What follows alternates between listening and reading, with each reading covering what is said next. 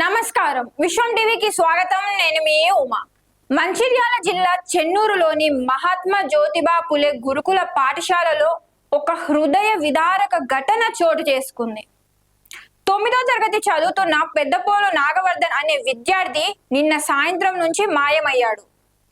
అనారోగ్యంతో ఉన్న బిడ్డను కళ్ళల్లో ఒత్తులు వేసుకొని కాపాడుకుంటున్న తల్లిదండ్రులు నమ్మకంతో స్కూల్ యాజమాన్యానికి అప్పగిస్తే ఇప్పుడు ఆ బిడ్డ ఏమయ్యాడో సమాధానం చెప్పలేని స్థితిలో పాఠశాల సిబ్బంది ఉండడం గమనార్హం. అసలు ఆ 4 గోడల మధ్య ఏం జరిగింది? భద్రతకు మారుపేరుగా నిలవాల్సిన గురుకులంలో విద్యార్థి ఎలా మాయమయ్యాడు? మరి వివరాల్లోకి వెళ్తే, నాగవర్ధన్ గత కొద్ది రోజులుగా ఇన్ఫెక్షన్తో బాధపడుతున్నాడు. తల్లిదండ్రులు అతడిని ఇంటికి తీసుకువెళ్లి ప్రైవేట్ హాస్పిటల్లో మెరుగైన చికిత్స చేయించి నిన్ననే తిరిగి స్కూల్లో వదిలిపెట్టారు.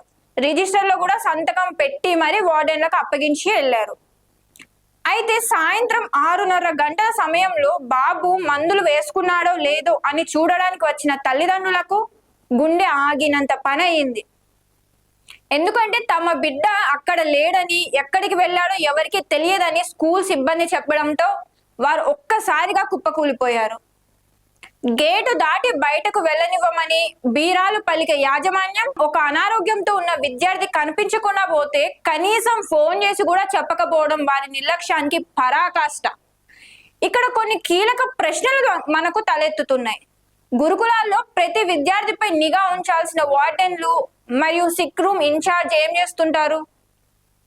రౌండ్స్ నిర్వహించే సమయంలో నాగవర్ధన్ రూమ్ లోనే లేడన్న విషయం వారికి ఎందుకు తెలియట్లేదు? సెక్యూరిటీ గార్డులు కళ్ళగప్పి ఒక విద్యార్థి బయటకు వెళ్లడం అసలు సాధ్యమవుతుందా?